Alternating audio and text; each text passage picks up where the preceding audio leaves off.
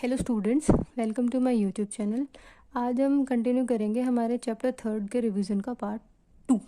तो पार्ट 1 में हमने मीनिंग ऑफ बिजनेस एनवायरनमेंट, उसके फीचर्स और इम्पोर्टेंस को डिस्कस करा था। तो आज हम उसके जो एलिमेंट्स हैं उनके बारे में पढ़ेंगे।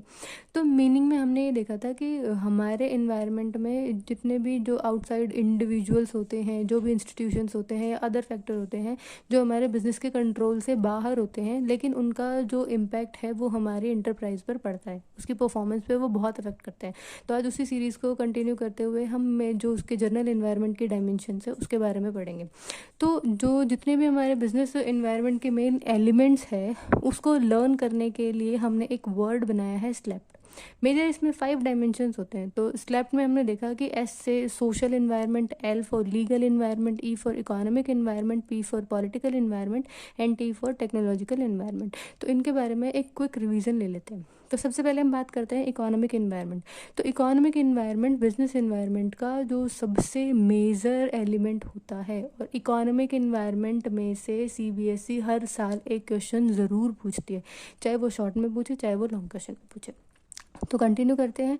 इकोनॉमिक इन्वायरमेंट में बेसिकली क्या होता है कि जितने भी इकोनॉमिक फैक्टर है जो कंज्यूमर या बिजनेस एंटरप्राइज की बाइंग हैबिट को अफेक्ट करते हैं।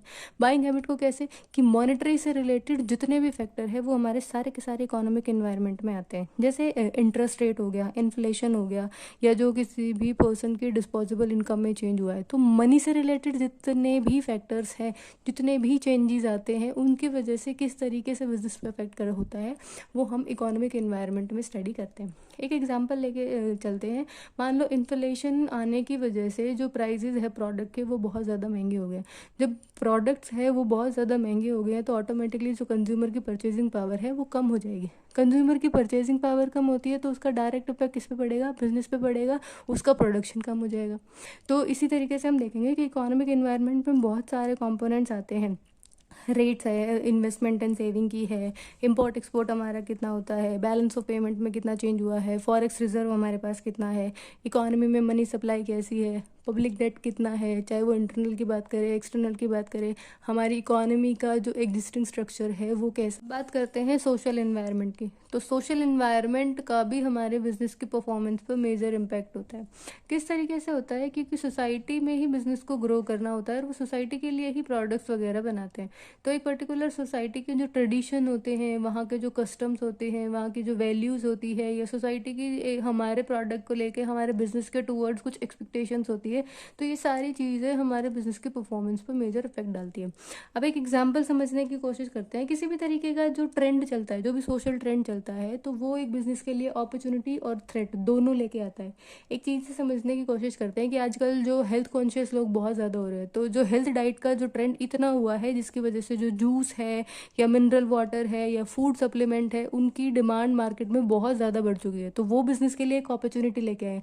लेकिन वहीं उसके जगह पे हम देखें कुछ इंडस्ट्रीज ऐसी थी जिनका लीकर का बिजनेस था या जो टबैको प्रोडक्ट्स बनाते थे, तो उनके लिए ये थ्रेट है। जो ये सोशल ट्रेंड है, जो हेल्थ कॉन्शियस लोगों का जो ट्रेंड आया है, ये लीकर और टबैको इंडस्ट्री वालों के लिए थ्रेट लेके आया है। उनके लिए ये लॉस मेकिंग है।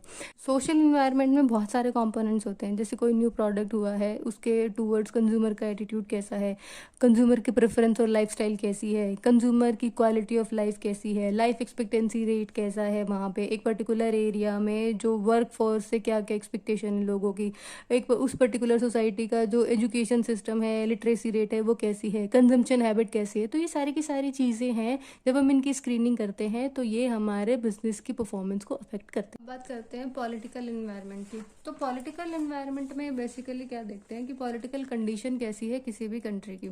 किसी भी कंट्री की पॉलिटिकल कंडीशन है वो भी एक बिजनेस को अफेक्ट करती है। कैसे करती है? अगर जो हमारा पॉलिटिकल इन्वायरमेंट है वो टाइम टू टाइम फ्लक्चुएट होता रहता है, उसमें चेंजेस आते रहते हैं, गवर्नमेंट की अलग अलग पॉलिसी आ रही है, तो उससे क्या हो जाएंगे, जितने भी इन्वेस्टर है तो उनके अंदर कॉन्फिडेंस नहीं होगा। उनको जब भी मार्केट में फ्लक्चुएशन होगा तो हम देखेंगे कि हमारा जो शेयर मार्केट सबसे ज़्यादा अफेक्ट होता है।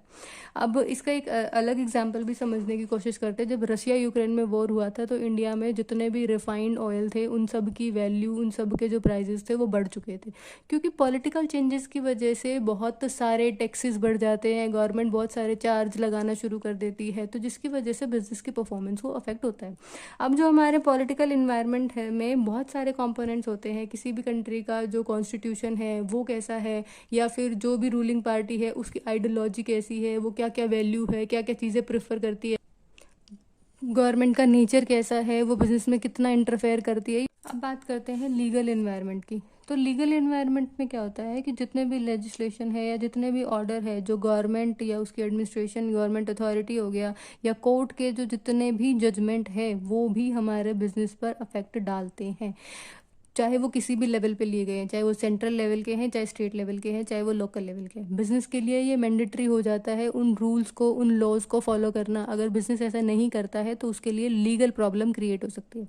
इस इन्वायरमेंट को एक एग्जाम्पल से समझने की कोशिश करते हैं। हम बात करते हैं जैसे कंज्यूमर प्रोटेक्शन एक्ट है। तो कंज्यूमर प्रोटेक्शन एक्ट जो गवर्नमेंट ने बनाया हुआ है उसमें कंज्यूमर के इंटरेस्ट को प्रोटेक्ट करने के लिए बिजनेस के लिए कुछ गाइडलाइंस दी हुई है, कंज्यूमर के कुछ राइट्स दिए गए हैं।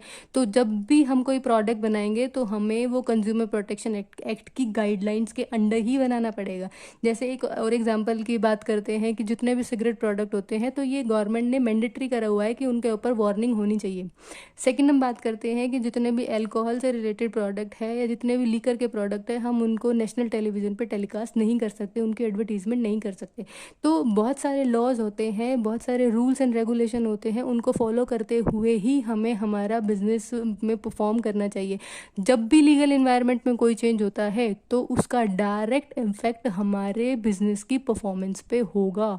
हमें उसके अकॉर्डिंग, उस लॉ के अकॉर्डिंग हमें चेंज करना ही करना पड़ेगा अपने पॉलिसी फॉर्मेट। अब बात करते हैं टेक्नोलॉजिकल एनवायरनमेंट। तो टेक्नोलॉजिकल एनवायरनमेंट में बेसिकली क्या होता है, जैसे ही टाइम चेंज होता है वैसे जो साइंटिफिक इम्प्रूवमेंट्स होती है, न्यू न्यू वेज इनोवेट होते हैं गुड्स एंड सर्विसेज को मैन्युफैक्चर करने के, जिससे हमारा टाइम भी बचता है और जो प्रोडक्ट है वो बहुत ही ज़्यादा इनोवेटिव भी हो जाता है।